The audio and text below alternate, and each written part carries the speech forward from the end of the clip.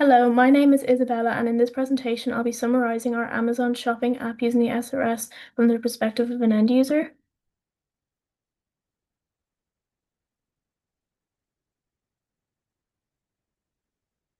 An end user is a typical Amazon customer, someone who browses products, searches for items, and purchasing them through the app or website. End users expect Amazon experience to be fast, simple, and reliable. So in this section, I'll be highlighting the parts of the SRS that matter most to the customer experience. The SRS summary from the end user's perspective.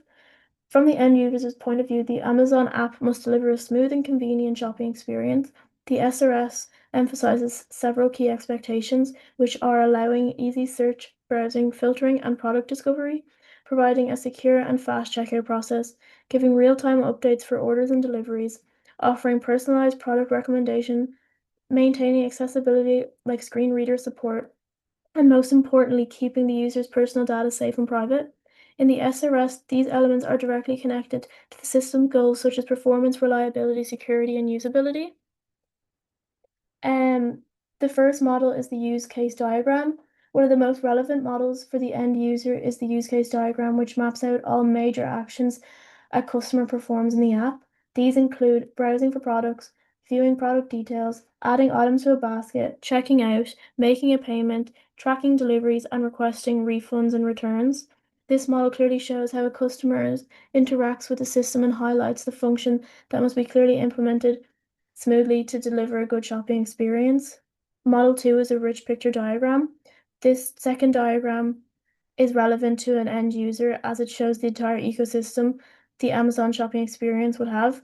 This includes the customer, the Amazon mobile app, the product catalog, the search and recommendation engine, payment systems, warehouse and delivery partners, and the customer service.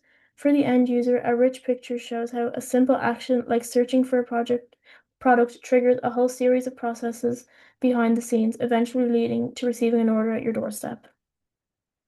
Requirements most relevant to end users.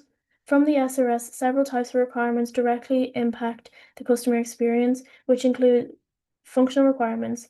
This would involve searching and browsing products, viewing detailed product information and reviews, using a shopping cart and checking out, secure and convenient payment options, tracking orders, easy returns and refunds. The next one would be performance requirements, which involves pages loading under 2 seconds, search results under 1 second, checkout completed within 3 minutes, as well as 99.99% system uptime.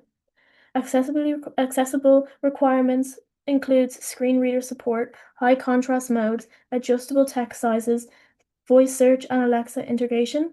As finally, security requirements, which is TLS data encryption, secure payment processing, and GDPR compliant data protection. These requirements ensure that a customer has a fast, safe, and accessible experience with the Amazon app. Questions for the end user I'd ask. To refine the system further, here are a few questions I'd ask. Which part of the shopping process feels slow or confusing, and how would the app improve it?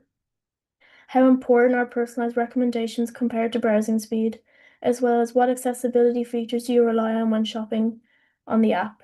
These questions help ensure the system aligns with the needs and expectations of actual customers. And finally, I'm just going to talk about my self-reflection. I believe my strengths were I stayed organized and consistent. I made sure I met deadlines and contributed to my section as well as help with others, and made my sections clear and easy to understand. Some weaknesses I faced were I was too focused on my own sections at times that I didn't really consider how my part was meant to connect to the rest of the SRS. Because of this, I occasionally had to revise my work and to match my teammates' sections. The most difficult part I found was understanding how all the models fit together, especially for such a large system like Amazon.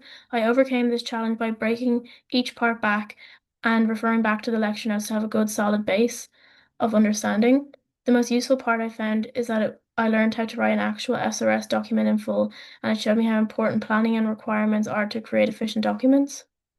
If I was to do this differently, I would spend more time reviewing the SRS as a whole instead of only focusing on my section, so the document feels more connected from the start. Overall, the project has helped me understand system analysis better and improved my teamwork skills. Thank you for listening.